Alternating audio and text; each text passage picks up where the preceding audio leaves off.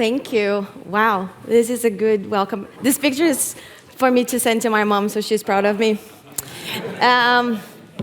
I have to start by saying that this is going to be a little complicated. I'm battling anxiety. I'm trying to stick to my time, presenting for the first time ever in a language that is not my mother language. You're probably hungry and you want me to finish so you can go have lunch. And now this microphone is probably going to stick to my hair.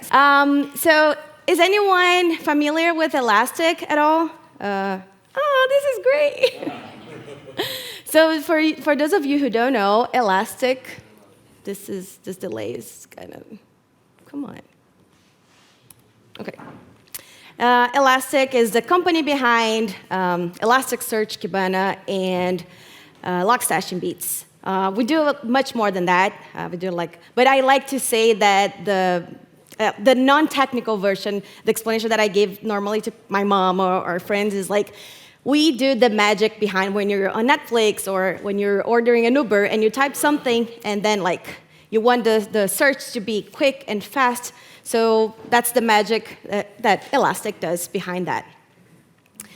Hi, I'm Ully. I'm from Brazil. I'm based in the US, and I've started working at Elastic a little over 4 years ago. And I remember Elastic is my very first experience working with tech. I have a background working with marketing my entire life, but it was healthcare programs. It was I worked with doctors, physicians. So dealing with developers was a different experience, and I fell in love with it. And I remember that when I first started, I was talking to my former manager. I was like, okay, so you're telling me that these people, they present talks about Elastic, they produce content, they do all of these kind of things during their free time for free, and we don't even say thank you? Come on, how's that possible? So that's kind of how we started brainstorming that we need to have a champions program. And if you all remember, Karen said yesterday that gratitude and recognition, they're extremely important. And I was I was glad to know that my personal idea of gratitude and recognition was in alignment with what Elastic wanted. So that's how we kind of started the idea of the importance of having a champions program. So I think is anyone here trying to build a champions program? Are you looking to hire? I'm just kidding. I'm just kidding. I love Elastic. Boss, I love Elastic. But the first question that you have to answer is why do you want to build a champions program? Those answers, they have to be very clear because the rest of the program is going to follow that. So what are you looking for? Do you want to grow just the numbers of community members? Do you want to maybe outsource talent? Do you want to have maybe a source for recruiting? What exactly do you want? Once you have those answers very clear, that's when you're going to start okay, I'm ready to take the next step. The first step is defining the scope. I know this is quite boring. But I would say it's the most important part of the planning process. That's when you're going to define what the rules are. What do you want for the champions to do? What do you expect from them? What do they need to do to become a champion? In what ways do you want them to contribute? What kind of thing do you expect? Do you want them to present talks? Do you want them to contribute with code? Do you want them to become community organizers? What exactly do you want? This is the part that you're going to define everything. You're going to write down the rules. You're going to make sure how they're going to be rewarded. this is probably the phase of the process that you're going to have meetings with legal, compliance, and marketing, and design, name it. That's why I say, like, it's boring, but it's extremely important because this is going to be the fundamental base of the program. And like Don said yesterday, make sure that the prizes are meaningful because that's what triggers oxytocin. And I even read that. I even read that.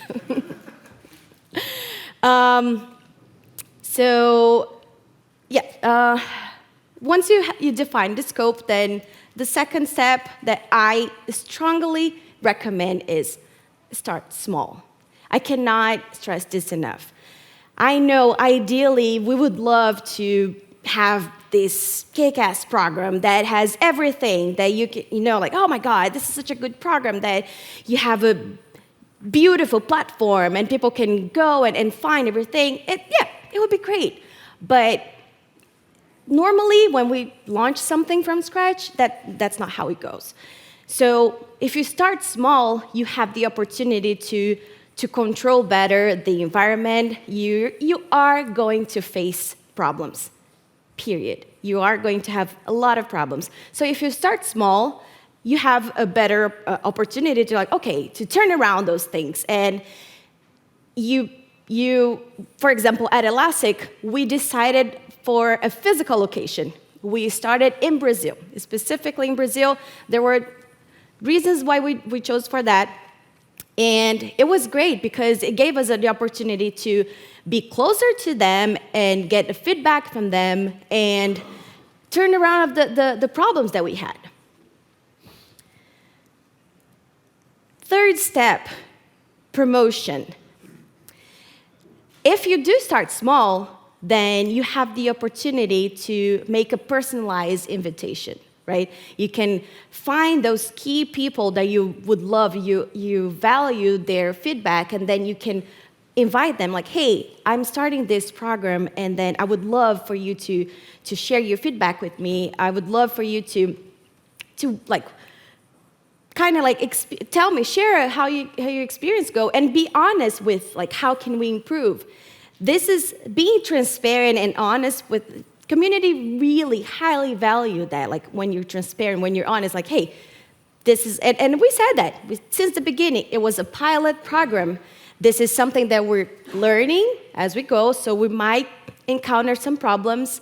Just work with us because that's what we're trying to do. And I think that's one of the reasons why the program was successful afterwards, because we started small, we were honest, and we were transparent with the community. They worked with us. They were extremely supportive. And after that, that's why we felt encouraged to launch globally in 2020. Fourth step is feedback and do a retrospective. This is also kind of like a boring part of the program, but it's extremely important. Sometimes, like I said, you are going to encounter problems and mistakes and errors. So it's really easily to just you have a problem and then you fix it and then you just go on your life. I'm a problem solver. If I have a problem, okay, let's do it, let's fix it. But if you don't document it well, if you don't have everything documented in a retrospective, there is a chance that you're going to have the same problem again in the future. Or let's say someone is new during dealing the program, and then they never knew that problem happened. If you have the whole retrospective documented, then it's going to be easier for future people who are managing the program to be aware of the problems they might encounter. So make sure that you document everything. Make sure that you get feedback from the community. After every cycle, we send a feedback survey to the participants of the program because, we as a company, we get all of these benefits, right? The community is growing, they're producing content, they're doing all these great things. But the community, they're not going to be part of this if it's not fun for them, if they're not enjoying. So make sure that you listen to what they're saying.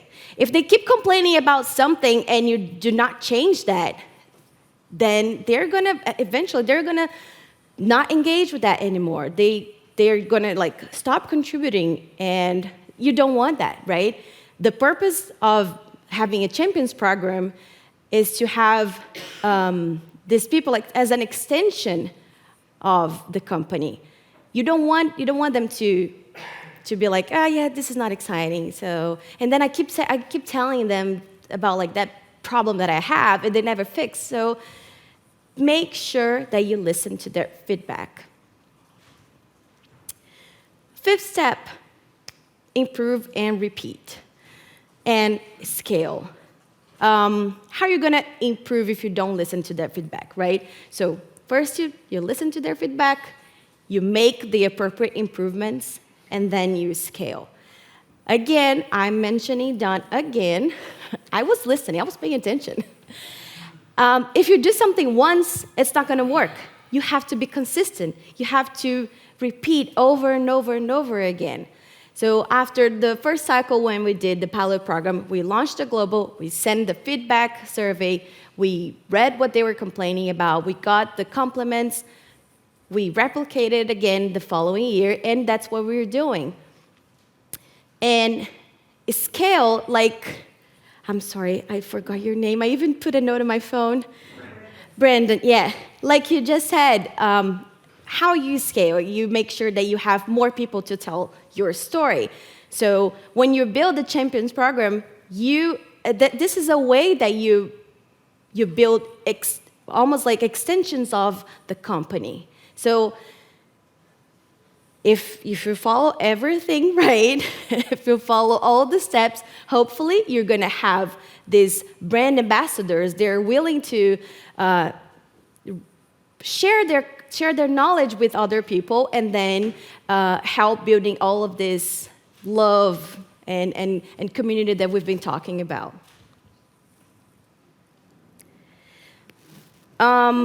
I know like some people are very curious about, I didn't want to focus entirely about like the Elastic program, like my program, but I'm just like sharing some numbers because people are just curious.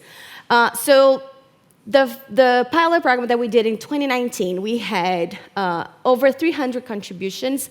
They were code, video tutorials, written content, presentations. People were organizing meetups because those were the things that we wanted. Those were the things that we were looking for. So that's why the way we structured the program, we wanted the champions to produce content and share knowledge. The impact was like we had over 2,500 new community members joined the Elastic community in Brazil since we launched the program, which meant 70% growth in the Brazilian community. We have 5 new user groups run by local people. And a comparison, talking about like apples and apples. So the first global cycle versus the current global cycle. We had an increase of 13% of participants, 38% of the amount of contributions, 11% of participant countries, and 25% more in different languages. And an indirect impact, this is something that Brandon also mentioned, that we hired 4 people from this program. It was not intentional. We were not, the goal of the program was not to recruit talent. It was just a natural consequence that we found out like, okay, so these people were so engaged, so active that they became like experts at Elastic. So, and then like recruiting team reached out to them and hired. It was a natural, flowy thing. It was not intentional. But it's good to see that we're building people to the point that they're like comfortable and they're experts enough like to work for us. And we at Elastic we have an award that's called Elastic Search Awards, and 5 contributors, 5 champions from our program also were awarded with this Elasticsearch Awards because of the work that they were doing for the community. All the content they were producing, like presentations and video tutorials and like all of these things had such a huge impact that they were also awarded with this other reward. Like I said, this is important. Feedback is extremely important, so make sure that you listen to what they're saying. And this is just like me bragging, because, come on. Would you recommend?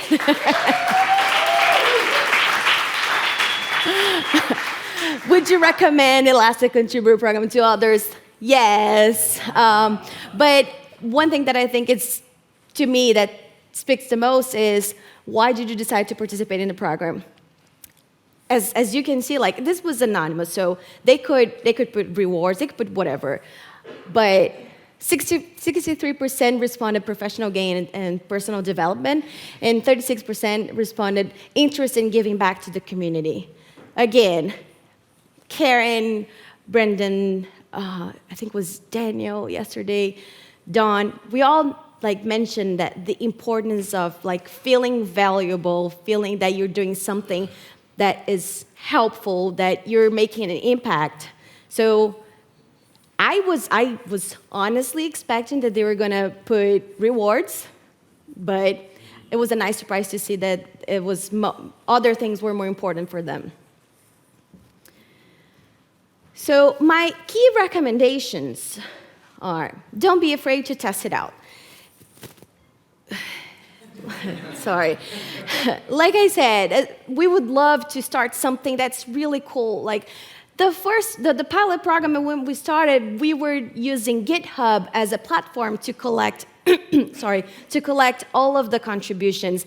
We noticed that it was not scalable. So like, okay, let's regroup and rethink. But we tested out. Like, it was not ideal, but we tested out. So don't be afraid to just go ahead and test it out. Just be transparent with them. Remember to always get feedback. Did I say this already? Make sure that you listen to what they're saying. Make sure to stick to commitments that you make. If we're willing to listen to what they have to say, make sure that you're making the appropriate changes or at least addressing their concerns. There are some times that when they say like, oh, like I got feedback like, oh, I wish, just for example, at Elastic, this program we have 3 different tiers, bronze, silver, and gold. Obviously, only for our gold members, they get like the highest prizes. We cannot give all these prizes to everyone. So I got people saying like, oh, it would be great to have the same prizes for silver contributors. Yeah, ideally, yeah, but we can't. So, but at least I address that with the person. Don't ignore them, because if I want to listen to what they say and they're sharing, please address that. Provide the tools they might need. What I mean with this, if I want them to present talks, if I want them to record video tutorials, and if they don't know, make sure that you're giving them the appropriate training or the tools. So at some point, we wanted them to produce content related to security, so we created tutorials like, hey, this is how you can write something about security. If you want them to record videos, provide a tutorial, like step by step on how to record a video or how to present a talk. Make sure that you provide them the tools. Like, don't expect something that, I mean, they're willing to work with you, they're willing to produce all of that, but if they don't know how to do it and you just expect them to do all the work, come on. You have to do something, like meet them halfway. So provide them the tools they need. Be transparent. Since the beginning, if you're doing some tests, be transparent. When I was doing my research about all the Champions program, and I have nothing against the other programs that I read, but one thing that I found out was a lot of them, they have an application process. So you submit an application, and then there's a group of people that select, like, oh, we're choosing this person, X, Y, and Z, because of, actually, they're choosing this, and you're the winner. Okay. What I dislike about that is that normally it's not, you don't get a clear explanation why that person is being selected. So we decided to make a competition. So when you log into the portal, you can go ahead and you have access to what everyone is doing.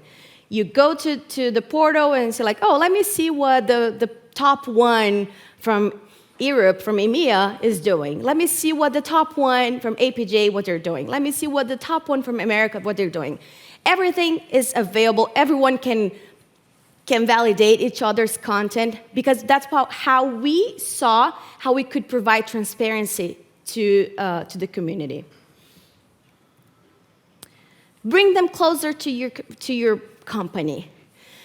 All the prices that we offer, they are related to Elastic, and they are also helping them with their journey. What I mean with this, we give them training certification. We give them certificate attempt for them to get the test. We give them cloud credits. We give them swag. Everyone gets swag.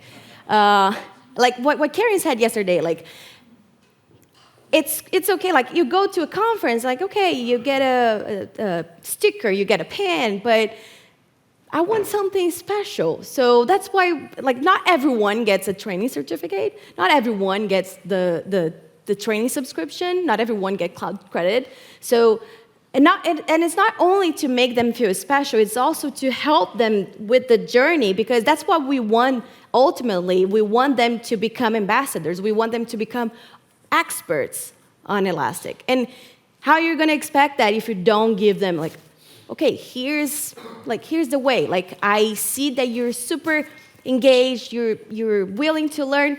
I'm giving you all the tools. Go ahead. I want to follow your journey. Keep it fresh.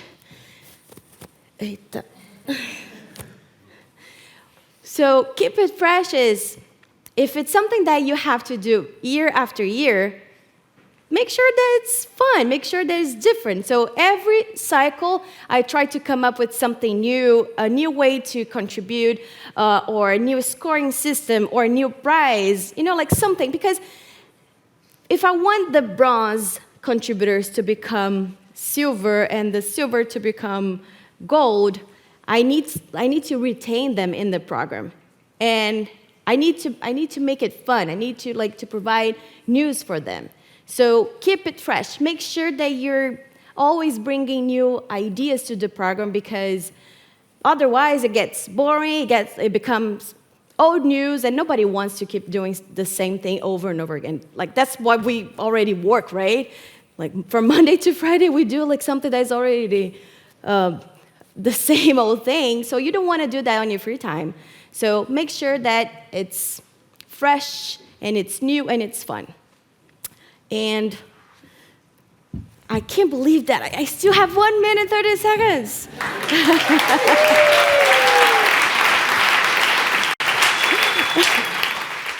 Okay, so you and Brendan both talked about hiring some of the champions inside of your company. I never really understood why you would want to do that, because you have these really strong external voices. Why would you want to hire them and make them people, internally? Like I said, it was not intentional. It was, here, who am I if I don't give a swag, right?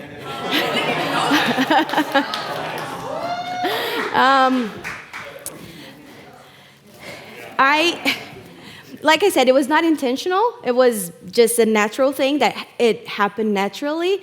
But I see everything as a flowy thing. So when they go from that journey, like, to become just a community member, and then eventually they become a contributor, and then they become an employee, it's not that they're gonna stop being that voice. It's gonna give room for someone else to do the same thing. That's how I view. Like, I view it as a very natural, flowy process.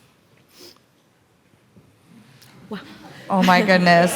Who has not Are you asked a just question at interested in the all socks? this day? Yeah, I was like, oh goodness. Ully, I will let you throw the socks to whose hand is raised that you would like to answer.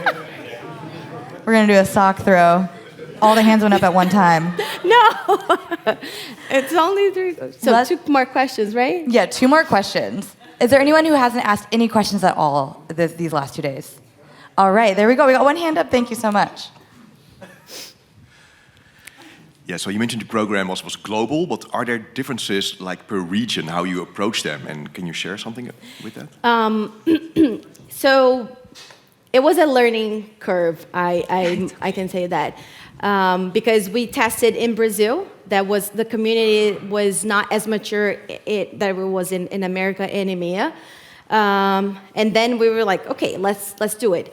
It's a global program, but we award in 3 different regions. So we have Americas, EMEA, which is Europe and Middle East and Africa, APJ, Asia, Asia, Pacific, and Japan. So as we were doing that, we found out, interestingly, that with the highest engagement countries are Brazil, India, United States.